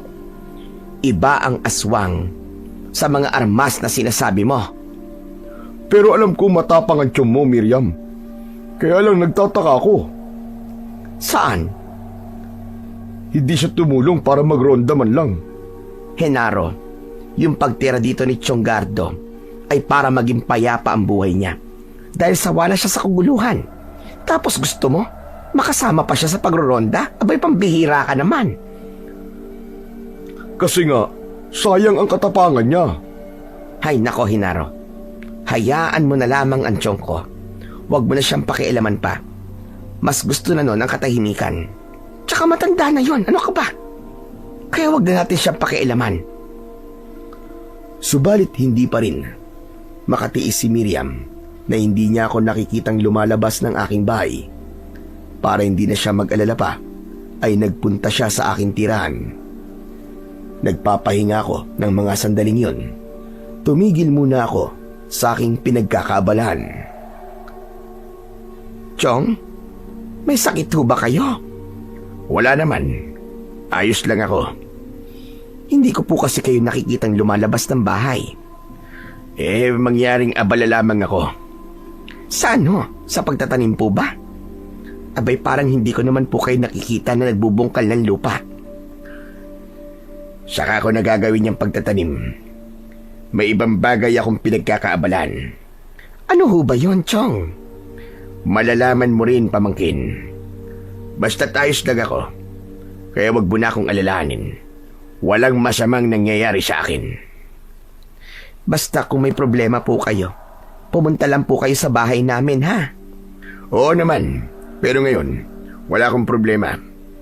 Kung meron mang problema akong iniisip, yun ay ang problema dito sa baryo nyo. Ang panggugulo po ng aswang, ang mabigat na problema po ng ating baryo. Kaya nga, nag-iisip ako ng paraan para makatulong. Minsan niyo na po nabanggit sa akin yan. Oo, at hindi yung biro. Kundi gagawin ko yun. Siguro nga, kaya ako napadpad sa lugar na ito. Dahil yun ang magiging mission ko dito sa inyong lugar. Napakunot na lamang ng noo si Miriam. Hindi niya ganap na maintindihan ang nais kong sabihin. Kaya nagpaalam na lamang siya at tuluyan ang umalis. Nang makaalis siya, ay ipinagpatuloy ko ang aking ginagawa. Ilang araw na lang ay matatapos ko na ang mga kailangan kong tapusin para sa aking pinaplano. Yun ay ang gagawin kong paglusob sa lungga ng mga aswang na nagkukubli sa gubat. Mag-isa kong pupuntahan at haharapin ang mga aswang na doon ay naninirahan. Gagamitin ko ang mga kaalaman ko bilang isang retiradong sundalo, maging ang mga diskarte na alam ko para harapin at lipulin ang mga aswang na nagbabanta sa katahimikan ng baryong nagiging bahagi na ng buhay ko. Walang sumalakay na mga aswang nang lumipas na gabi. Maaaring nagpapalakas sila pagkatapos ng naging engkwentro sa mga nagroronda. Hindi naman maaaring gabi-gabi ay lumusob sila. Kailangan din nilang magpahinga at pagplanuhan ang lahat. Kaya kinabukasan ay maaga akong umalis ng bahay. Hindi pa noon sumisikat ang araw. Dala ko ang isang malaking backpack na nakasabit sa aking likuran. Nasa loob nito ang mga gamit na kailangan ko. Sa aking bewang naman ay nakasabit ang isang gulok na binili ko sa bayan at pinatalasyon para sa aking gagawing misyon sa gubat. Nasa loob naman ng pantalon ko ang puting ngipin ng tikbalang na nakuha ko nang makaengkwentro ko ito. Dahil madilim pa nang ako'y umalis, kaya naman maliwanag na ang gubat nang ako'y makarating doon. Naghanap ako ng lugar na aking pansamantalang pagpapahingahan. Nakita ko ang 2 puno na may kalakihan. Sa pagitan nito ay maaari akong magpahinga muna. Nagtabas ako ng mga damo at ginawa ko yung bubong para meron akong masilungan at hindi mainitan. Hindi ko alam kung ilang araw akong mananatili sa gubat na yon. Hindi ko ipinagpaalam kay Miriam at Henaro ang ginawa kong pagtungo sa gubat. Kaya nang malaman nilang walang tao sa loob ng kubo ko, ay nag-alala sila. Wala ba sa bahay niya si Chugardo? Oo, Henaro. Paulit-ulit akong tumawag pero walang sumasagot. Kaya nga binuksan ko na yung bahay. Ayun, wala namang tao. Aba, saan kaya nagpunta yun? Hindi ko rin alam. Wala naman siya sinabi sa akin kung may lakad siya. Ang mga gamit niya naroon ba? Oo, naroon ang mga gamit niya. Pero wala naman palatandaan na umalis siya. Kung nakita siya ng taga rito, ay tiyak sasabihin sa atin. Yun na nga eh. Hinaro, saan kaya nagpunta si Chugardo? Bakit siya nawawala? Naku po, hindi kaya... Anong hindi kaya, Hinaro? Ituloy mo yung sinasabi mo. Pinakakaba mo naman ako eh. Hindi kaya... tinangay siya ng aswang? Imposible yon. Sinabi mo di ba matapang si Chugardo? Hindi yung basta-basta papayag na kunin siya ng aswang. Eh paano? Kung may ginawa sa kanya ang aswang kaya nakuha siya. Ba't naman nila kukunin si Tsugardo? Anong kailangan sa kanya ng aswang? Abay malay mo. Gamitin nila, gawing pain. Ikaw, Hinaro, kung ano-ano sinasabi mo. Lalo mo lang akong pinakakabe. Pero nasan nga kaya si Tsugardo? Bakit siya umalis na hindi man lang nagpapaalam sa atin? Ay naku, ang matandang yon. Sa gubat na aking kinaroroonan, ay hindi ko patiyak kung saan sa lugar na yon nagkukuta ang mga aswang. Kaya, nagmatsyag ako at nakiramdam. Umakyat ako ng mataas na puno. Sa edad kong 60, ay kayang-kaya ko pang umakyat. Nang nasa taas na ako ng puno, ay nakita ko ang malawak na gubat. Tila tama ang lugar na kinaroroonan ko. Dahil may natanaw akong usok, ibig sabihin ay merong naninirahan sa lugar na yon. Nanatili ako sa itaas ng puno para ipagpatuloy ang pagmamanman hanggang sa natanaw ko ang grupo ng ilang kalalakian at kababaihan. Sa kanilang anyo ay mababakas ang kakaiba nilang kilos. Maging ang kanilang mga mata ay maitim ang paligid, kaya mapapansing madilim ang kanilang mga muka. Kaya natitiyak kong sila ang mga naninirahan sa lugar na natanaw ko kung saan ay mayroong usok. Malakas ang kutob ko na sila ang mga aswang na sumasalakay sa aming baryo. Wari merong gagawing pagtitipon sa lugar ng mga aswang.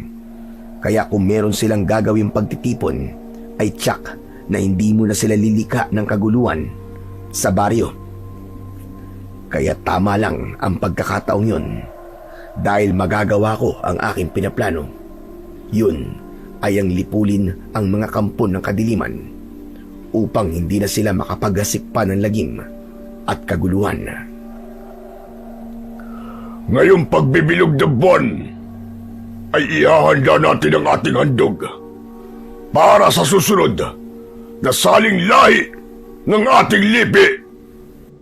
Inihanda ng dambana para sa handog, pinunong barbaro.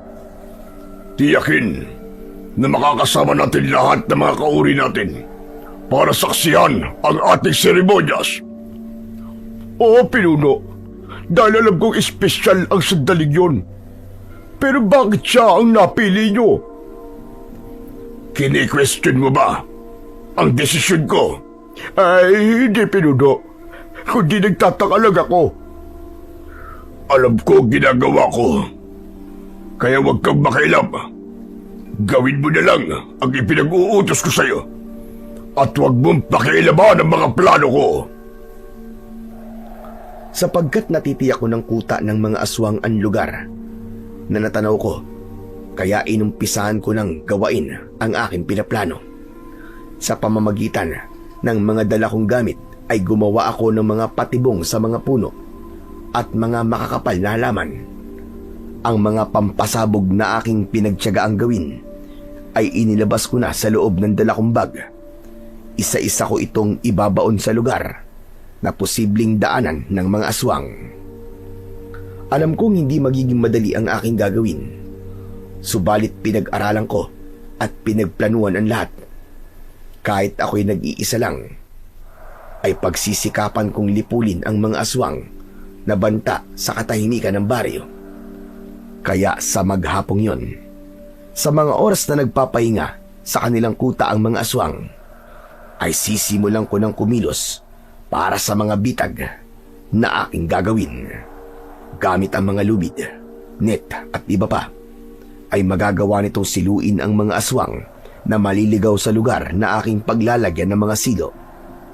Pumutol din ako ng maliliit na puno at nilagyan ko yun ng tulis. Maaaring gamitin yon laban sa mga aswang. Subalit ang pinakamahalaga ay ang gagawin kong paghukay para ibaon ang pampasabog malapit sa kanilang kuta. Hindi ako dapat magkamali sa aking mga galaw dahil mahalagang tama ang bawat kilos ko. Kundi masasayang ang lahat ng pagod ko kung mabibigo lamang ako. Alam kong kasama sa kahit na anong misyon ang mabigo. Kaya lamang, hindi dapat mangyari sa pagkakataong yun. Samantala, sa lugar ni na Miriam, ramdam ko ang kanyang pag-aalala. Kaya ipinaalam niya na yon kay Kapitana Esmeralda ang aking pagkawala. Sigurado ka bang nawawala ka ang tsugardo mo? Opo, Kapitana. Paghapon na po siyang hindi umuwi. Ape, baka mamaya niyan may pinuntahan lang. Pero hindi po siya nagpaalam, Kapitana. Kaya nga ho nag-aalala na ako. Lalo na ngayong may mga aswang na nanggugulo dito sa baryo natin. Iniisip mo ba na tinangay siya ng aswang? Yun na nga ho ang ikinakabahala ko, Kapitana. Lalong di natin siya maililigtas. Lalo na kayong natatakot na mga kalugar natin. Wala nang gustong sumama sa pagroronda. Paano na po ang tsugardo ko, Kapitana? Pero sana naman, mali ang nasa isip mo, Miriam. Isa pa, sabi mo nga isang veteranong sundalo ang tiyuhin mo. Kaya alam kong hindi ang kagaya niya ang basta-basta na lamang tatagayin ng aswang. May kutob akong may iba siyang pinagkakabalaan. Hindi siya tinagay ng aswang, gaya ng ikinakabahala mo. Sumapit na ang takip silim. Unti-unti nang kinain ng dilim ang kagubatang kinaroroonan ko. Hudyat na rin yon upang simulan ko na ang aking misyon. Mula sa puno na aking naging pahingan at kublihan ay narinig ko ang pagkakaingay ng mga instrumento na posibleng gagamitin nila sa isang seremonyas. Hindi ko alam kung ano at para saan ang kanilang seremonyas na gagawin. Bumaba na ako ng puno para simulan ang binuo kong plano. Kailangan kong makalapit sa pinakakuta ng mga aswang. Kapag nakita nila ako, tsak nagagawa sila ng paraan para ako'y tugisin. Kaya yun na ang pagkakataon ko para sumunod sila sa akin sa mga lugar ng patibong na aking ikinalat. May mga ilaw na sulo na nakapalibot sa kuta ng mga aswang. Yun ang nagsisilbing liwanag sa kanila. Naisip ko, mapakikinabangan ko ang mga sulo na yon sa aking pinaplano. May mga ingay akong narinig na tila umuungol ang mga aswang na naroon. Dahil madilim na ang buong kuta, kaya hinala ko. Nasa anyo na sila ng pagiging aswang. Kaya wala akong nakikitang tao. Sa pagkakataong yon, sinadya kong lumikha ng ingay upang makuha ang atensyon ng mga nilalang ng dilim na nagkakatipon sa loob ng kuta. Nakarinig ako ng ingay at naamoy ko rin ang sariwan dugo ng tao. May nakasalisi at nakarating sa lugar natin. Kumilos kayo. Kailangan mahuli kung sino man siya. Hindi niya maaaring sirain ang ating seremonyas. Agad na kumilos ang mga aswang. Hinanap nila ang kinaroroonan ko. Nang mga sandaling yon nakahanda ako. Hindi ako nakakubli dahil sinadya akong lumantad sa lugar na makikita kagad nila ako. Kaya hindi ako nagkamali nang makita nila ako ay humabol ang mga aswang sa akin. Mabilis naman akong tumakbo. Sinadya akong magpahabol sa kanila. Iisang direksyon lang ang tinataha ko. Doon sa lugar na nilagyan ko ng mga patibong. At alam ko na sinusundan nila ako. Ang liwanag mula sa sikat ng buwan ay sapat para makita ko ang aking dinaraanan kahit makapal pa ang mga damo at maraming nakaharang na mga halaman. Tandang-tanda ko ang mga lugar kung saan ko ipinwesto ang mga patibong dahil na rin sa kapirasong tela na aking palatandaan. Kaya nang makita ko ang isang tela na nakatali sa isang halaman, ay umiwas ako doon. Saka nagtago ako sa isang kubling lugar. Nasa 100 metro ang layo ko sa aswang na humahabol sa akin. Kaya hindi nila napansin ang pagtatago ko Dahil na rin sa malalagong halaman, mula sa aking pinagtataguan ay narinig ko ang kanilang mga yabag at kaluskos. Malapit na. Malapit na sila. Saglit pa, ay malakas na ungol at angin ng aswang ang aking narinig. Nasilo sila sa ginawa kong bitag. Gumapos sa kanilang katawan ng lubid. Kasunod, ang matutulis na kahoy na biglang umigkas at bumaon sa katawan ng mga aswang. Hindi makapaniwala ang mga aswang sa kanilang sinapit.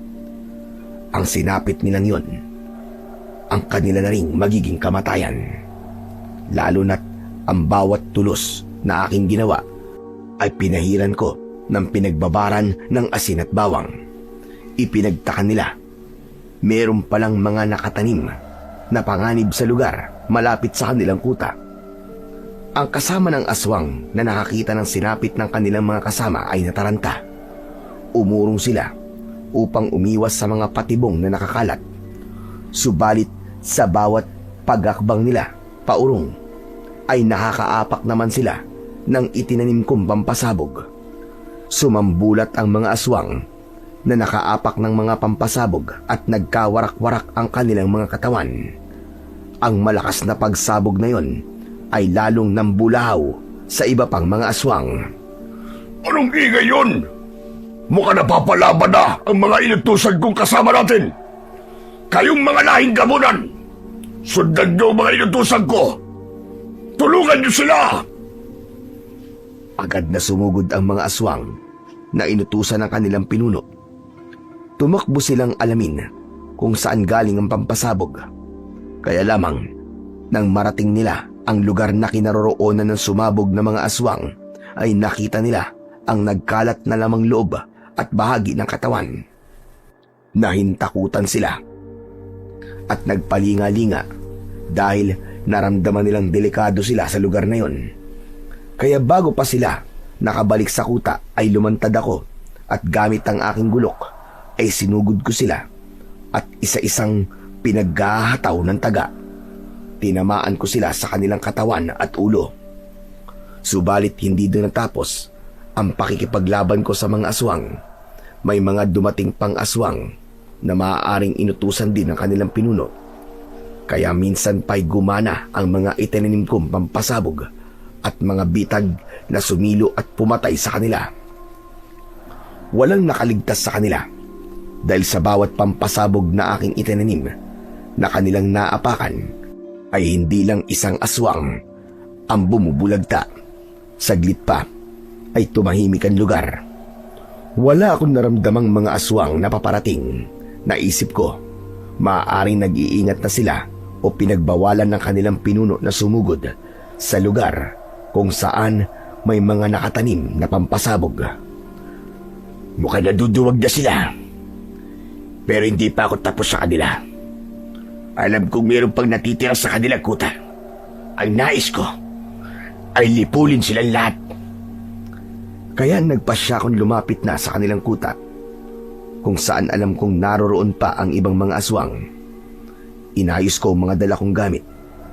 Inihanda ko na rin ang ilang piraso ng bote na mayroong gasolina. Tiniyak ko na maayos pa ang mga mitya.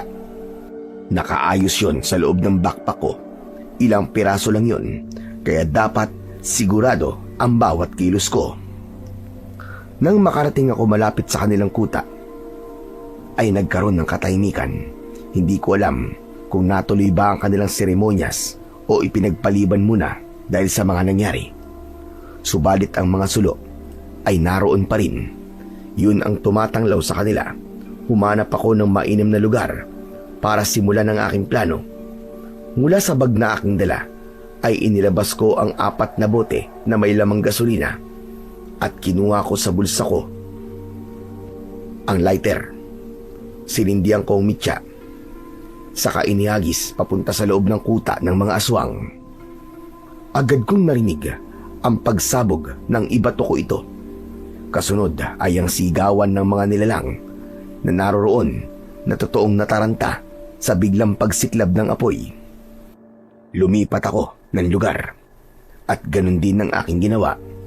Sinindihan ng mitya ng boteng may gasolina at inihagis yun.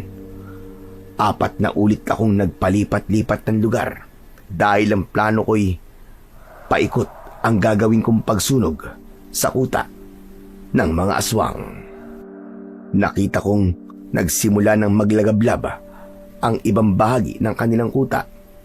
Napangiti ako dahil alam kong ganap na silang malilipol. Matatapos na ang kasamaan ng mga aswang. Dapat sa mga kagaya nyo ay ubusin at sunugin. Habang nagbubunyi ang aking kalooban dahil sa pangyayaring yon, ay nagulat ako at hindi makapaniwala sa aking narinig. Dahil nakarinig ako ng palahaw ng isang bata, umiiyak at humihingi ng tulong. Bata? May bata sa loob ng kuta ng mga aswang. Anak ba yun ng aswang? Pero kahit na anak pa siya, hindi pa rin siya isang bata. Humanap ako ng lugar na maaari kong pasukan. Nang makita ko ang isang bukas na tarangkahan, ay nagmamadali akong pumasok. May mga aswang na nagtatakbuhan dahil nasusunog ang kanilang katawan. Iginala ko ang aking mga mata at ang tenga ay nakatuon sa lugar kung saan naririnig ko ang palahaw ng isang bata na humihingi ng saklolo. Tulong! Tulungan niyo ako! Alisin niyo ako rito! Tulungan niyo ako! Hanggang nakita ko ang isang batang lalaki na siguro ay nasa 10 taong gulang. Nakulong siya ng apoy at hindi makaalis. Nasa loob siya ng isang kubo na nasusunog.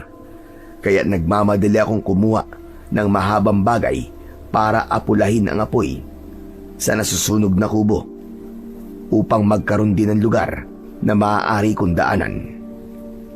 Hanggang sa humina ang lagablab ng mga nasusunog na kubo, nagmamadali kong pinunta ng bata.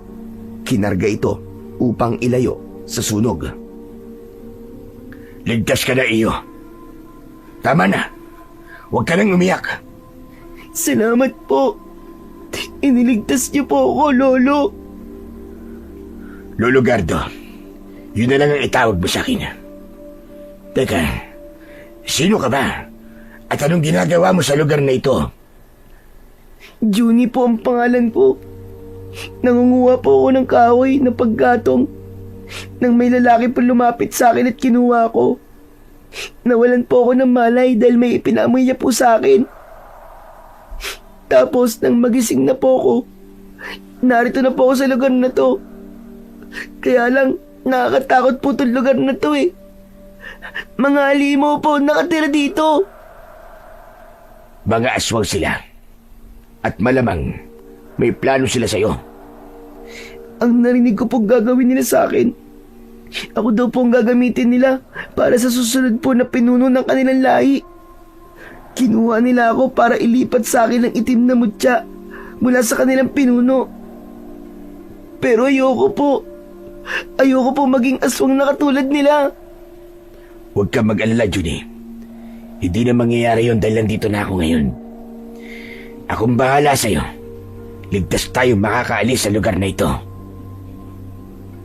Yun! Ay kung makakaalis pa kayo rito!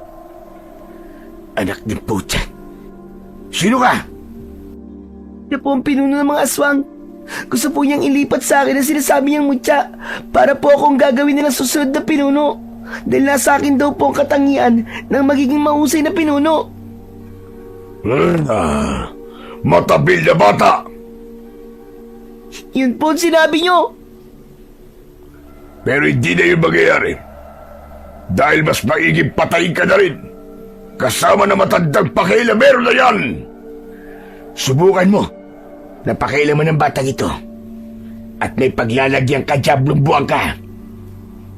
Mayabang na matanda. Hindi mo kilala ang kaharap mo. Wala akong pakialam kung sino ka man. Basta ang alam ko, masama ka. At ikaw ang may pakana ng nangyaring lagim sa baryo namin. Mga kampon mo, ang mga aswang na pumapatay at nag-aasik doon ang gulo. Dapat lang yun. Dahil masasama ang mga naninirahan doon. Malulupit kayo. Kaya dapat lamang na pagbayaran nyo ang ginawa nyo sa mga kauri naming aswang. Kayo ang pumilit sa amin para tuluyang maging masama. Kayo nagpasimula. Kaya wag mo nang baluktutin yun. Kayo ang unang nanira at puminsala sa kanilang kabuhayan. Inatake niyo mga hayop na kanilang ikinabubuhay. At para matapos ng lahat ng kaguluhan, kayo ang dapat na mawala. Hindi pa ako natatapos sa aking sasabihin nang biglang sumugod ang pinunong aswang. Umatake siya. Subalit, naihanda ko ang aking gulok na nakasabit sa aking bewang. Agad kong kinuha yon at pasulubong na itinarak sa katawan ng pinunong aswang. Bumaon yon sa kanyang katawan lagpas sa kanyang likod. Umangil at pumalahaw ito. Lalong nagwala. Hinugot ko ang mahabang gulok. Umagos ang dugo sa sugat sa kanyang tiyan.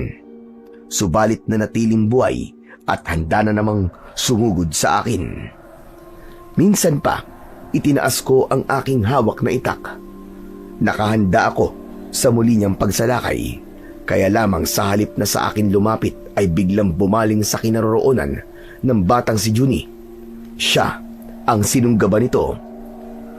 Hindi man kita mapatay, tanda. Ito na lang batang iniligtas mo. Makaganti man lang ako sa'yo. Wag po! Maawa po kayo sa akin! Huwag niyo po akong papatayin! Wag po! Ikaw na lamang ang papatayin ko! Nag-aalala akong lumapit para iligtas si Junie. Dahil alam kong hindi nagbibiro ang pinunong aswang. Tiyak papatayin nito ang bata. Noon ko lang nakilala si Junie, pero hindi ko siya maaaring pabayaan. Wag! Maawa ka sa bata! Wag mo siyang idamay! Akala ko ba, importante siya sa'yo? Hindi na. Dahil sinira na niya ang mga plano ko. Nagkamali ang mga kampun ko sa pagkuha sa kanya. Kaya pakawalan niyo na po ako! Bitiwan niyo na po ako! Bibitiwan lang kita kapag patay ka na! Nagpupumiglas ang bata para makawala sa pagkakahawak ng aswang. Dahil sa pagpupumiglas nito, ay may lumabas na kwintas mula sa loob ng kanyang suot na t-shirt. Kakaiba ang kwintas na yon. Ang palawit nito ay isang tila butil ng perlas. Nagliwanag ito at ang liwanag ay sumilaw sa mata ng aswang. Hindi kinaya ng aswang ang liwanag. Nabitiwan ng aswang na si Barbaro ang bata para takpan ang kanyang mga mata upang di siya masilaw sa liwanag. Sinamantala ko naman ang pagkakataon na yon upang minsan pa'y itarak sa katawan ng pinunong aswang ang hawak kong mahaba at matalas na itak. Paulit-ulit kong isinaksak yon sa kahinayaang nakabaon. Lalong pumalaw at umatungal ang nasasaktang aswang. Saglit pa ay unti-unting nanghina at bumulagta ng walang buhay sa lupa. Nagawa kong talunin ang pinuno ng aswang. Alam kong malaking tulong sa akin ang tangan ko na puting ngipin ng tikbalang para maging mas malakas ako. Nagmamadali kong pinuntahan si Junie na nanginginig pa rin sa takot. Niyakap ko ang bata at pinakalma. Tama na. Huwag ka nang umiyak. Patay na ang halimaw. Wala na siya. Hindi niya na tayo mapapakialaman. Salamat po. Maraming salamat po, Lolo Gardo. Napatitig ako sa kwintas ni Junie. Pamilyar sa akin ang kwintas na yon. Hindi ako maaaring magkamali. Bakit titig na titig po kayo sa kwintas ko? Hindi ko po alam na may power up po pala ang kwintas ko na to. Lagi lang po kasi itong nakatago sa t-shirt ko eh. Siguro po kung nakalabas to, baka hindi na po ako nabiyag ng mga aswang at hindi po ako nadala rito. Saan ba galing ang kwintas mo na yan, Junie? Bigay po to sa akin ng namatay kong nanay. Sabi po ng nanay ko, pinamana raw po to sa kanya ng nanay niya. Ng lola ko po. Anong pangalan ng lola mo? Lola Soledad po. Soledad Santo Cristo. Pagkarinig ko ng pangalan na yon na binanggit ni Juni, napayakap ako ng maigpit sa bata. Kasabay, ang pagdaloy ng alaala tungkol kay Soledad Santo Cristo. Ang nag-iisang babaeng minahal ko. Hindi ko siya nabalikan dahil sa palipat-lipat kong destino. Ang kwintas na suot ni Juni, ang tanging alaala ko sa kanya, nakatunayan ng aking pagmamahal upang balikan siya. Kwintas yun na may mutya ng buhay na bato. Bago kami nagkalayo ni Soledad, ay nasabi niyang nagdadalang tao siya. Kaya ngayon, hindi ko na kailangang alamin pa. Ramdam ko at sa lukso ng dugo, ang batang kasama at yakap ko ngayon ay aking apo dahil anak siya ng anak namin ni Soledad. Bakit niyo po ako niyayakap, Lolo? Natutuwa lang ako sa iyo, Juni. Gusto mo na bang bumalik sa inyo? Wala na po akong babalikan. Ulila na po ako. Nag-iisa lang ako. Kaya sumama ka na lang sa akin. Gusto mo ba akong maging lolo? Opo, gustong-gusto ko po, Lolo Gardo. Kasi po mabait po kayo. At iniligtas niyo po ang buhay ko. Tapos na at nalipol na ang mga aswang. Kasama ko nang bumaba ng gubat si Juni, ang aking apo. Saka ko na lang sasabihin sa kanya ang katotohanan at ang buong kwento. Ikinagulat naman ni na Miriam at Hinaro nang ako'y makita. Pero masaya sila dahil buhay pa ako. Maraming tanong sa kanilang mga mata. Lahat ng yon ay isa-isa kong sasagutin at ipapaliwanag sa kanila kapag katapos kong magpahinga. Wala na. Ubus na ang mga aswang. Magiging payapa na uli ang baryo na ito. Kung dumarating man ang mga hindi pangkaraniwang pangyayari na nakakapinsala ng ating buhay at pamumuhay, maging positibo lang tayo na laging maglalaan ang tadhana ng taong tutulong sa atin dahil hindi pahihintulutan ng may kapal na mamalagi ang kadiliman, kundi gagawa siya ng paraan upang tayo'y tulungan para maghari ang katahimikan at kapayapaan. Hanggang dito na lamang po ang kwento. At maraming salamat po sa walang sawa niyong pakikinig at pagsuporta sa aking mga YouTube channel na The Voice Addict at mga kwento ni Apong Isaac. Hanggang sa muli, at pagpalain po nawa kayo ng Diyos na may kapal.